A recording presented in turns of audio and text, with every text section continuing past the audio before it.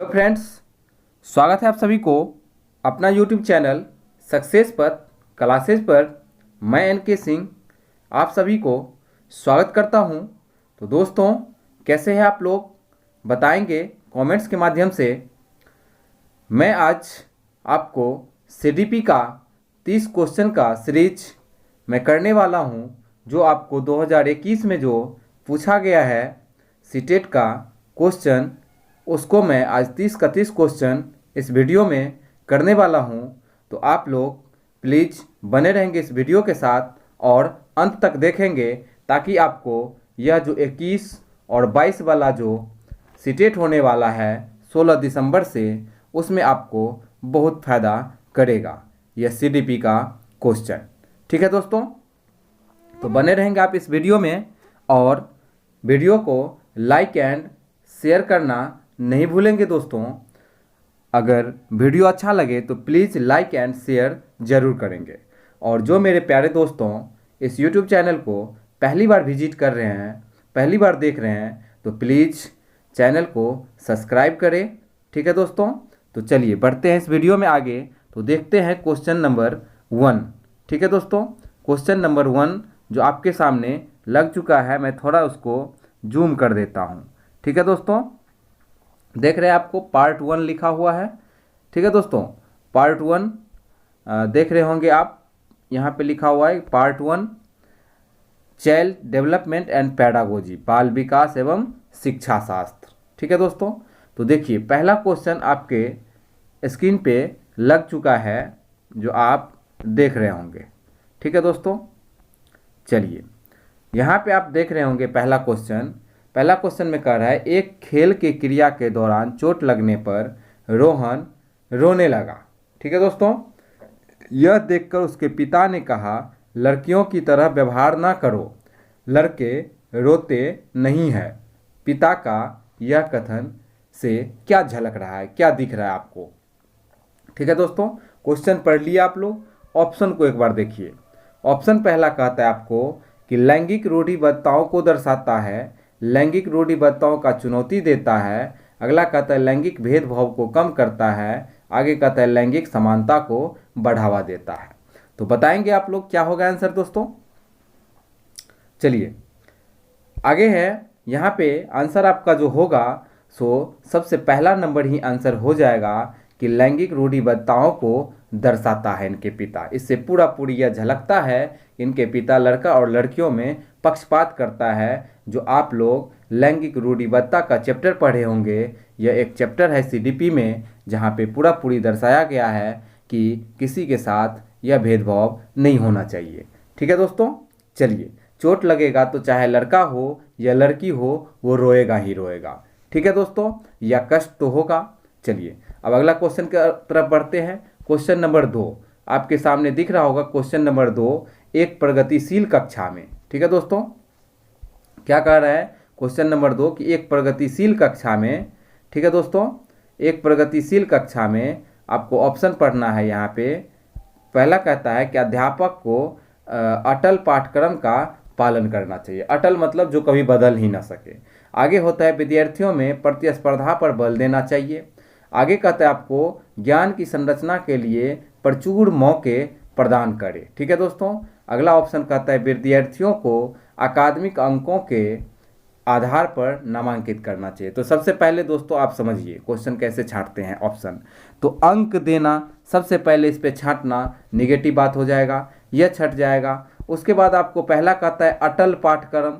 अटल पाठ्यक्रम का मतलब हुआ कि जो पाठ्यक्रम कभी बदले ही नहीं, तो यह भी निगेटिव बात हो गया। विद्यार्थी में प्रतिस्पर्धा पर बल देना, एक दूसरे विद्यार्थी को कंपेयर कभी भी नहीं करेंगे आप एक शिक्षक के नाते। ठीक है दोस्तों, तो इसीलिए 3 का 3 ऑप्शन छट ही गया। तो आपका आंसर जो बन जाएगा सो यह तीसरा नंबर की ज्ञान की संरचना के लिए प्रचुर मौके उपलब्ध कराना, यानी बालक को सीखने के लिए आपको अवसर देना है। यह प्रगतिशील शिक्षा का जो है चैप्टर का यह क्वेश्चन था, क्योंकि यहाँ पे कहा गया है कि आपका जो शिक्षा होगा सो बाल केंद्रित शिक्षा होगा। ठीक है दोस्तों, चलिए अब अगले क्वेश्चन की ओर बढ़ते हैं। तीसरा नंबर क्वेश्चन। तो तीसरा नंबर क्वेश्चन आपको कह रहा है, यहाँ पे देखेंगे। ठीक है दोस्तों, तीसरा नंबर क्वेश्चन आपको कह रहा है यहाँ पे तीसरा नंबर क्वेश्चन कह रहा है कि एक गतिविधि के दौरान छात्रों को संघर्ष करते देख एक अध्यापिका बच्चों को संकेत और इशारे जैसी क्या, क्यों, कैसे प्रदान करने का फैसला लेती है। ले वैगोत्स्की के सिद्धांत के अनुसार अध्यापिका की यह योजना क्या कहलाता है। तो ले वैगोत्स्की के बारे में आपको पहले पता होना चाहिए दोस्तों कि ले वैगोत्स्की जो है सो सबसे पहले यह एक रूसी वैज्ञानिक थे, रूस के रहने वाले थे। ठीक है दोस्तों, अब समझिए। अब यहाँ पे कहता है ले वैगोत्स्की जो है सो सामाजिक का सिद्धांत दिया था। ठीक है दोस्तों, यानी समाज में रह कर के बालक जो है सो सीखता है। अब आगे पाठ या ढांचा का बात यही किया है, क्योंकि इसी में जो है सो बालक को जो है सहारा दिया जाता है। तो ऑप्शन पढ़ेंगे आप, ऑप्शन क्या कहता है आपका? ऑप्शन कहता है कि बच्चे को अधिगम के लिए अनुप्रेरित या निष्प्रेरित करेगी। अब समझिए दोस्तों, अनुप्रेरित तो ठीक था, लेकिन निष्प्रेरित करना मतलब निगेटिव बात हो गया। बालक को हतोत्साहित आपको नहीं करना है। आगे कह रहा है अधिगम के लिए पाठ या आधारभूत संरचना काम करेगी। तो ये हो सकता है दोस्तों, क्योंकि यह जो है सो सहारा देगा बालक को। आप पढ़े भी हैं, क्या पढ़े हैं? तो यहाँ पे आप देखे होंगे एक चैप्टर है जो 3 मनोवैज्ञानिक से घिरा हुआ है, कोहलबर्ग, जीन पियाजे और ले वैगोत्स्की। ठीक है दोस्तों, ये तीनों मनोवैज्ञानिक के बारे में बात करता है। तो पाठ या ढांचा का मतलब हुआ सहयोग देना, जेपीटी का सिद्धांत, यहाँ पे स्कैफोल्डिंग वाला बात आता है। ठीक है दोस्तों, आगे कहता है आपको छात्रों में प्रत्याहार या निकास प्रवृत्तियां पैदा करेगी। प्रत्याहार मतलब होता है दूसरे के प्रति जो आहार ये होता है वो नहीं होना चाहिए। ठीक है दोस्तों, दूसरे के प्रति घृणा भावना नहीं होना चाहिए। अब कहते हैं अधिगम की प्रक्रिया में अर्थहीन होगी, ऐसा नहीं होगा, अर्थहीन नहीं होगा। तो यहाँ पे सबका सब ऑप्शन गलत था, एक ही ऑप्शन बस सही है जो 2 नंबर। ठीक है दोस्तों, चलिए अगला क्वेश्चन आप देख रहे होंगे 4 नंबर क्वेश्चन। 4 नंबर क्वेश्चन आपको कहता है कि बच्चों के समाजीकरण के संदर्भ में निम्न में से कौन सा कथन सही है। तो बालक के समाजीकरण के बारे में हमको देखना है। ऑप्शन पढ़िए। ऑप्शन आपको कहता है, पहला ऑप्शन कहता है यहाँ पे कि विद्यालय समाजीकरण का एक द्वितीय कारक है। तो ये कहीं ना कहीं ठीक है दोस्तों, क्योंकि प्रथम जो कारक है आपको पता है, प्रथम कारक क्या है? परिवार है। क्या है दोस्तों? परिवार है, जो आपको पता है। ठीक है दोस्तों, क्या है प्रथम कारक? परिवार। द्वितीय कारक क्या है? समाज या विद्यालय, सामाजिक विद्यालय। तो इस तरह से यह कथन आपको कहता है कि यह द्वितीय कारक समाजीकरण विद्यालय, पहला कारक जो है सो परिवार है। इसमें कहता है विद्यालय समाजीकरण का प्राथमिक, तो ये गलत हो जाएगा। समाजीकरण के प्राथमिक कारक परिवार, प्राथमिक कारक, अब यहाँ पे देखिए प्राथमिक दे दिया, ये भी गलत हो गया। तीसरा, चौथा कहता है परिवार एवं जन संचार दोनों समाजीकरण के द्वितीय कारक है। जी नहीं, परिवार प्रथम कारक है। तो इस तरह से आपका जो है सो 3 का 3 ऑप्शन यहाँ पे छट गया दोस्तों। ठीक है दोस्तों, आंसर क्या बन जाएगा आपको? पहला नंबर बन जाएगा। समझ गए? चलिए अब अगला क्वेश्चन को देखते हैं। अगला क्वेश्चन आपको 5 नंबर क्वेश्चन है दोस्तों। यहाँ पे कहता है बहुबुद्धि का सिद्धांत। तो बहुबुद्धि का सिद्धांत के बारे में आपको पता है। बहुबुद्धि का सिद्धांत किसका है? हर्बर्ट गार्डनर महोदय का। किसका है दोस्तों? बहुबुद्धि का सिद्धांत हर्बर्ट गार्डनर महोदय का। बहुबुद्धि का मतलब है कि बहुत क्षेत्र में बुद्धि होना। यहाँ पे कहता है बहुबुद्धि केवल वस्तुनिष्ठ परीक्षण द्वारा मापी जाती है। तो यहाँ पे देखिए क्या गलत है, केवल वस्तुनिष्ठ, एक ही चीज से नहीं मापा जाएगा, तो ये गलत हो गया।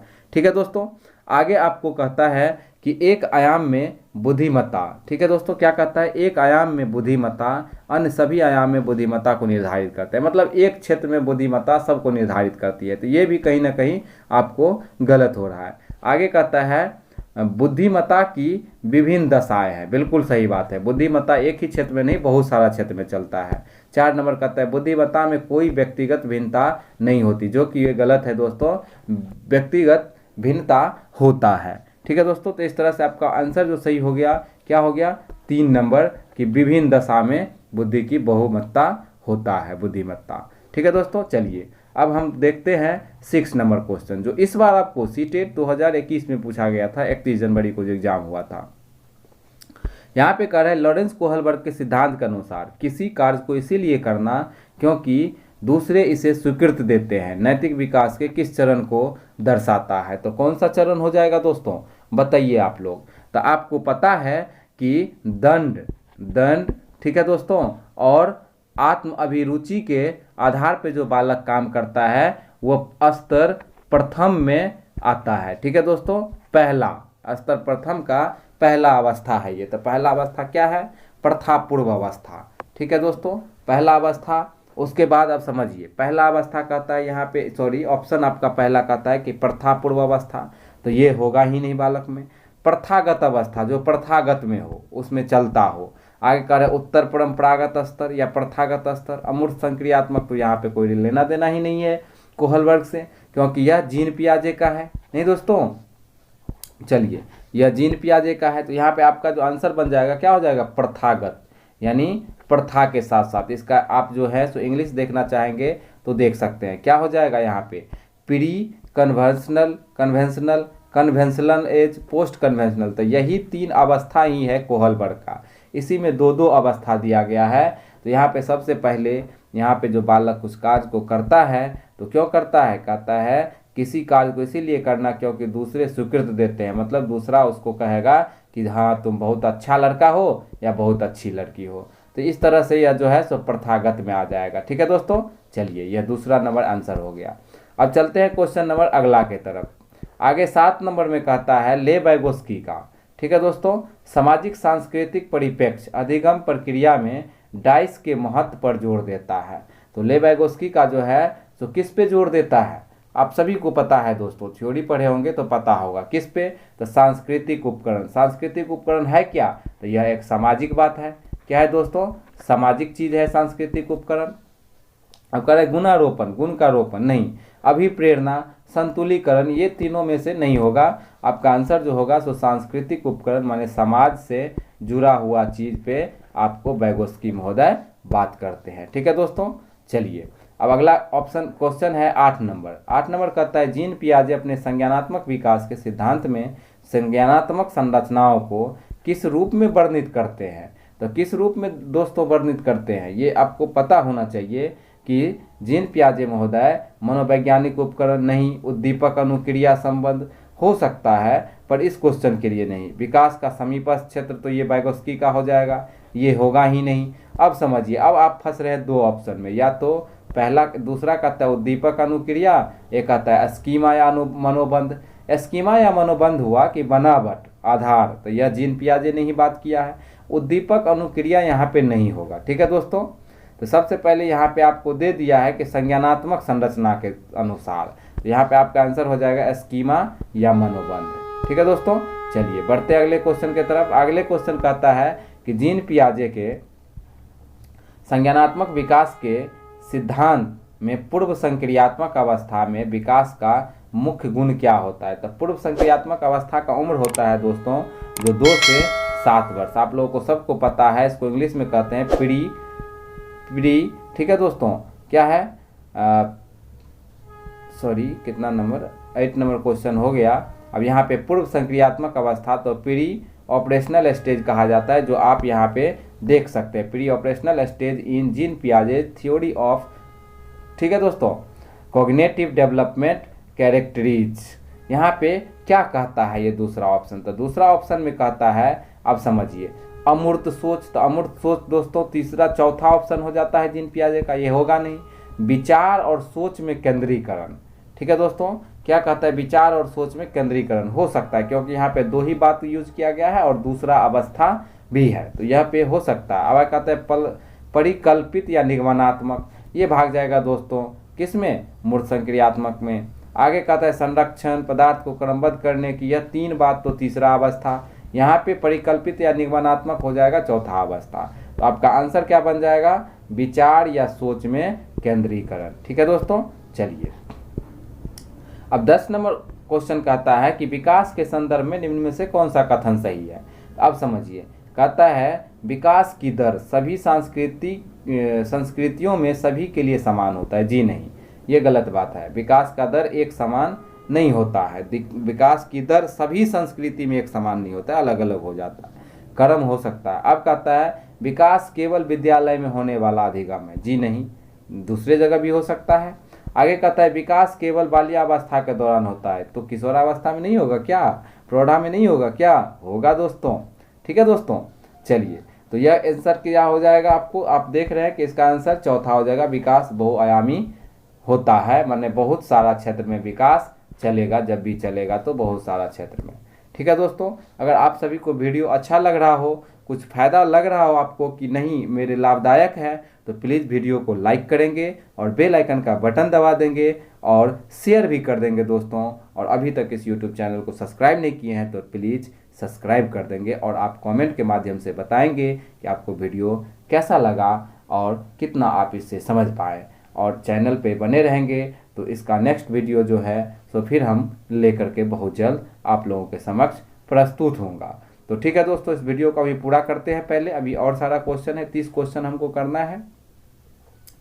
चलिए, तो इसका आंसर आप लोग देख लिए कि विकास बहुआयामी होता है। ठीक है दोस्तों, चलिए अब अगला क्वेश्चन कहता है 11 नंबर में, 11 नंबर क्वेश्चन कहता है कि जन्म से किशोरावस्था तक के बच्चों में विकास का क्रम कैसा होगा। तो जन्म से यानी इंद्रजनित गामक अवस्था होना चाहिए, तो सांवेदिक, ये तो ठीक लग रहा है। मूर्त नहीं, अमूर्त, हाँ ये हो सकता है, एक अवस्था यहाँ गैप है तो इसको रखते हैं। यहाँ पे अमूर्त से तो शुरू होगा नहीं दोस्तों, तो ये कट गया। मूर्त से तो शुरू होगा नहीं, ये कट गया। अमूर्त से नहीं होगा तो ये कट गया।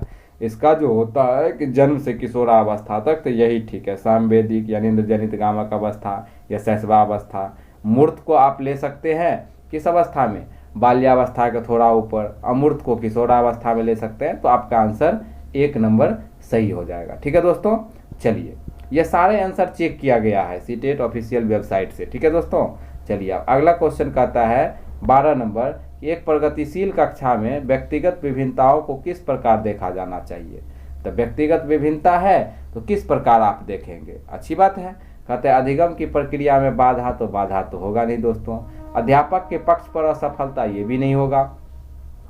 योग्यता आधारित समूह बनाने का मापदंड, मापदंड यहाँ पे क्या होगा, वो भी नहीं होगा। आप कहते हैं अध्यापन अधिगम की प्रक्रिया परियोजना के लिए महत्वपूर्ण। ठीक है दोस्तों, यहाँ पे आप अध्यापन के लिए, सीखने के लिए अधिगम लर्निंग का जो प्रक्रिया परियोजना बनाते हैं, तो विभिन्न व्यक्ति का, विभिन्न जो अधिगम का ये जो विभिन्नता है वो आपको कार्य करेगा यहाँ पे। ठीक है दोस्तों, तो ये 4 नंबर ऑप्शन सही हो जाएगा। अब आगे कह रहा है आपको एक समावेशी कक्षा। ठीक है दोस्तों, 13 नंबर क्वेश्चन कहता है कि एक समावेशी कक्षा में किस पर जोर देना चाहिए। तो किस पर आप जोर दीजिएगा एक शिक्षक के नाते, प्रदर्शन अभिमुखी लक्ष्य, मतलब प्रदर्शित हो आगे की तरफ से बढ़ता रहे, नहीं। अभिवेदी, अभिभेदी समरूप निर्देश, ये भी नहीं होगा समरूप निर्देश। आगे कहता है सामाजिक पहचान के आधार पर छात्रों का अलगाव, अलगाव वाला बात तो गलत ही है। अगले कहता है आपका एक शिक्षक है तो समावेशी कक्षा में कि हर बच्चे के सामर्थ्य को अधिकतम करने के लिए अवसर प्रदान करना, ये बहुत दिव्य है और सही क्वेश्चन है। ठीक है दोस्तों, चलिए अब आगे कहता है 14 नंबर कि दिव्यांग जन अधिकार अधिनियम 2016 निम्न में से किस शब्दावली का उपयोग करती है। तो कौन सा शब्दावली हो जाएगा दोस्तों, आप लोग बताइए कौन सा शब्दावली हो जाएगा। कि मंदित छात्र नहीं, विकलांग छात्र तो हट ही गया। छात्र जिसे शारीरिक दिव्यांगता हो, ये सही हो जाएगा। छात्र जो अशक्त हो, ये नहीं होगा दोस्तों, ये नहीं होगा, ये नहीं होगा। 3 नंबर आपका आंसर सही हो जाएगा यहाँ पे। ठीक है दोस्तों, चलिए अब अगला क्वेश्चन 15 नंबर आपको कह रहा है कि अधिगम, क्या कह रहा है दोस्तों, अधिगम कठिनाइयों से जूझते छात्रों की जरूरत से संबोधित करने के लिए एक अध्यापक को क्या नहीं करना चाहिए, इसको ध्यान देंगे दोस्तों, नहीं लगा हुआ है। तो आप कहते हैं दृश्य श्रव्य सामग्रियों का इस्तेमाल। अधिगम से तो बालक जूझ ही रहा है, तो दृश्य श्रव्य सामग्री का इस्तेमाल तो हम कर ही सकते हैं, ऐसा थोड़ी है कि नहीं कर सकते हैं, यह तो फायदेमंद होगा। तो ये तो लेना ही नहीं है, नहीं वाला आंसर चाहिए।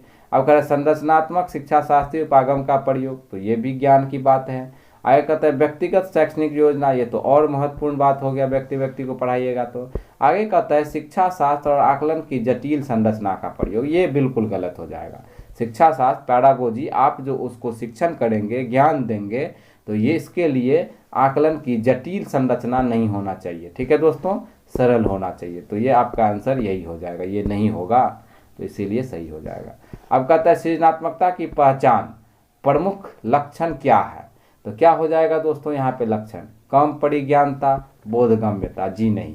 अपसारी चिंतन हो सकता है, अति सक्रियता, असतर्कता, ये दोनों नहीं होगा दोस्तों। तो क्या हो जाएगा डाइवर्जेंट थिंकिंग, क्या हो जाएगा डाइवर्जेंट थिंकिंग, यानी अपसारी चिंतन। 16 का 2 नंबर। ठीक है दोस्तों, चलिए अब 17 नंबर क्वेश्चन कहता है विविध पृष्ठभूमियों में अधिगमकर्ताओं को संबोधित करने हेतु एक अध्यापक को क्या करना चाहिए।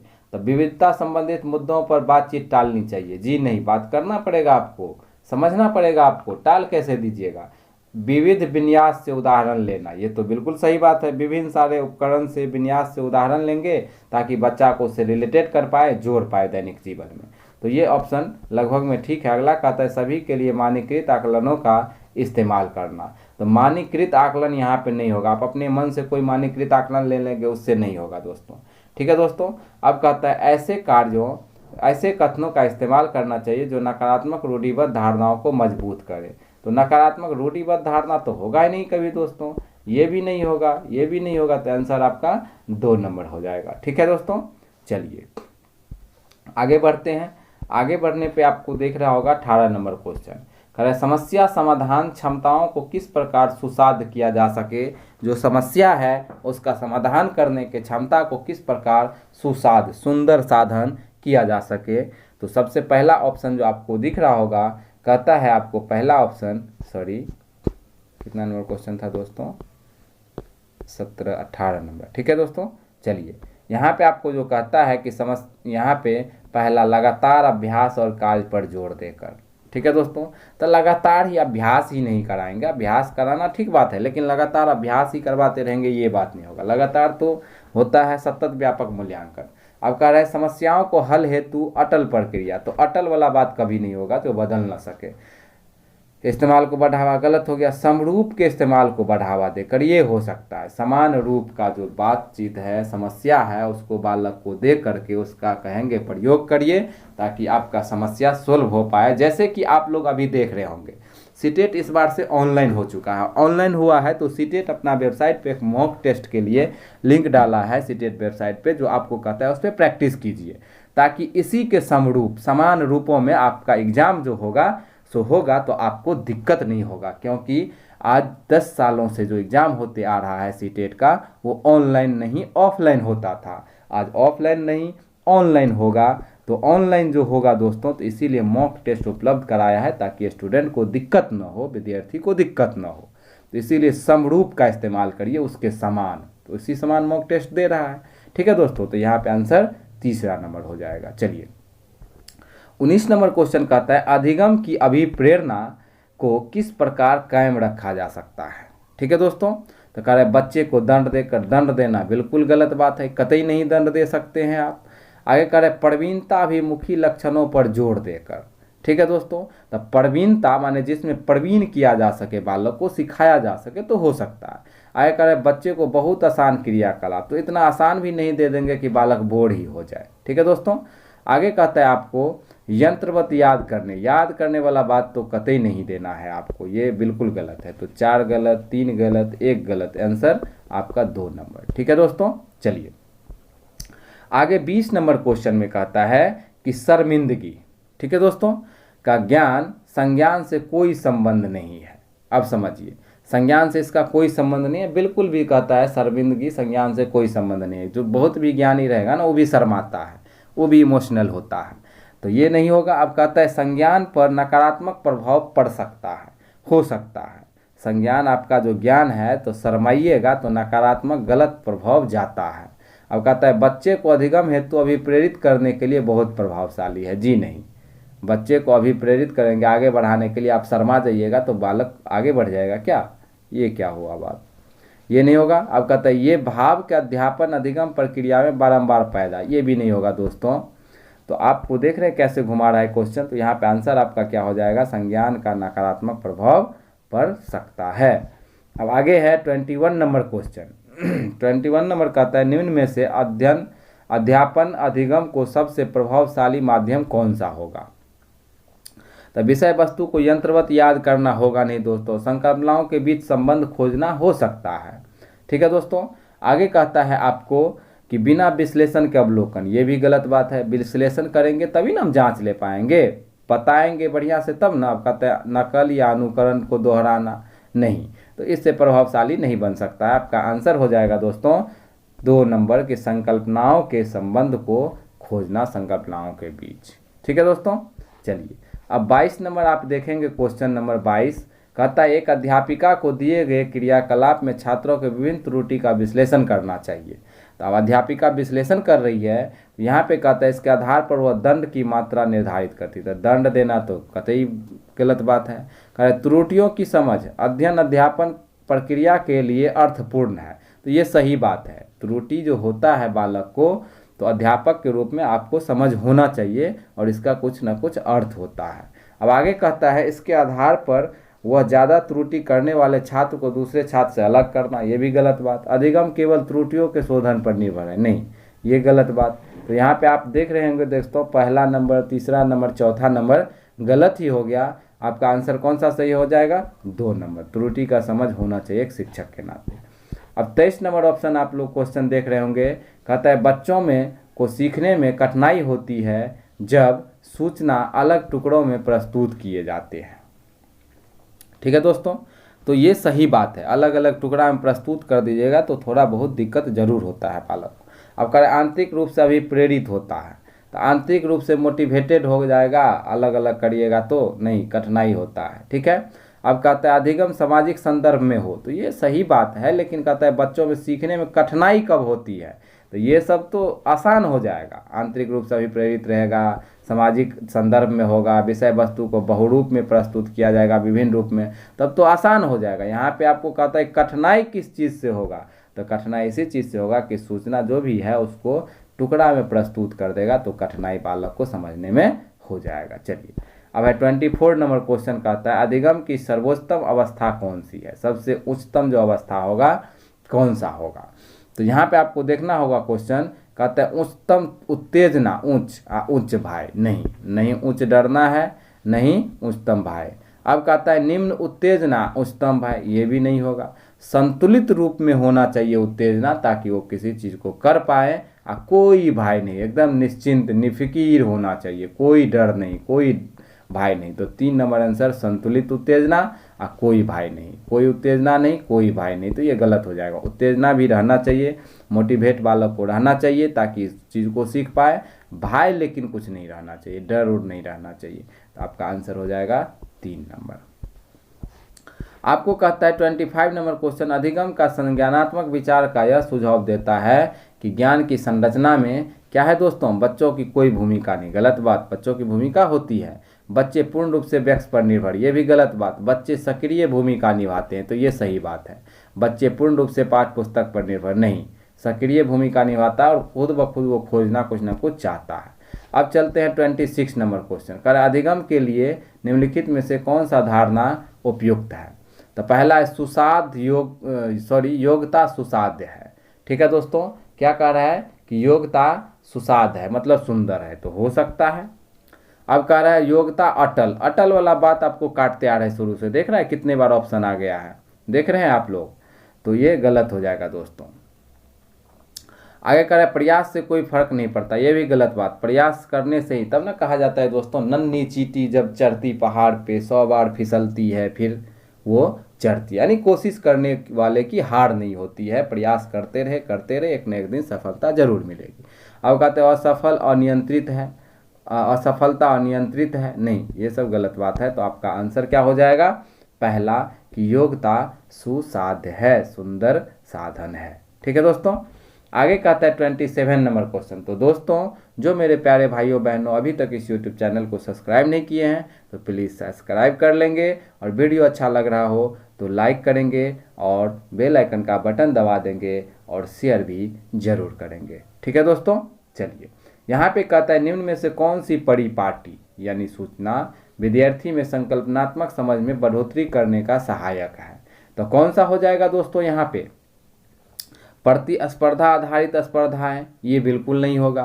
पाठ पुस्तक केंद्रित शिक्षा शास्त्री, ये भी नहीं होगा क्योंकि बाल केंद्रित होगा। बारंबार परीक्षा ही बार बार लीजिएगा, पढ़ाइएगा नहीं तो क्या होगा। तो इसी रूप से यह 3 जो है सो गलत हो गया। कहता है अन्वेषण एवं संवाद विधि, यानी बालक को खोज करने देना चाहिए और समूह चर्चा में संवाद में लाना चाहिए। अब है 28 नंबर क्वेश्चन। ठीक है दोस्तों, यहाँ पे कहता है आपको एक कार्य के दौरान सेना स्वयं से बात कर रही है। कर रही है पर किस प्रकार प्रगति कर सकती है। ले बैगोस्की के भाषा और चिंतन सोच के बारे में चारों के अनुसार इस तरह व्यक्तिगत वाक्य क्या दर्शाता है। तो क्या दर्शाएगा दोस्तों व्यक्तिगत वाक्य, मतलब जब अपने आप से बालक बात करता है तो स्वयं के बारे में आएगा। तो खोजिए संज्ञानात्मक अपरिपक्वता, नहीं संज्ञानात्मक अपरिपक्वता रहता तो वो बात कैसे करता स्वयं के बारे में। आत्मकेंद्रिता, ये भी नहीं होगा, आत्मकेंद्रिता से नहीं होता है। आगे कहते हैं मनोवैज्ञानिक विकार, ये भी नहीं होगा। तो स्वनियमन, मतलब स्वयं के नियम के अनुसार ही अपना वो सब सेटल करना चाहती है। ठीक है दोस्तों, चलिए अगला क्वेश्चन है आपको 29 नंबर, कह रहे मूल्यांकन पद्धति का लक्ष्य होना चाहिए। कैसा होना चाहिए? तो विद्यार्थी को नामांकित करना नहीं, सिर्फ नामांकित करने से नहीं होगा।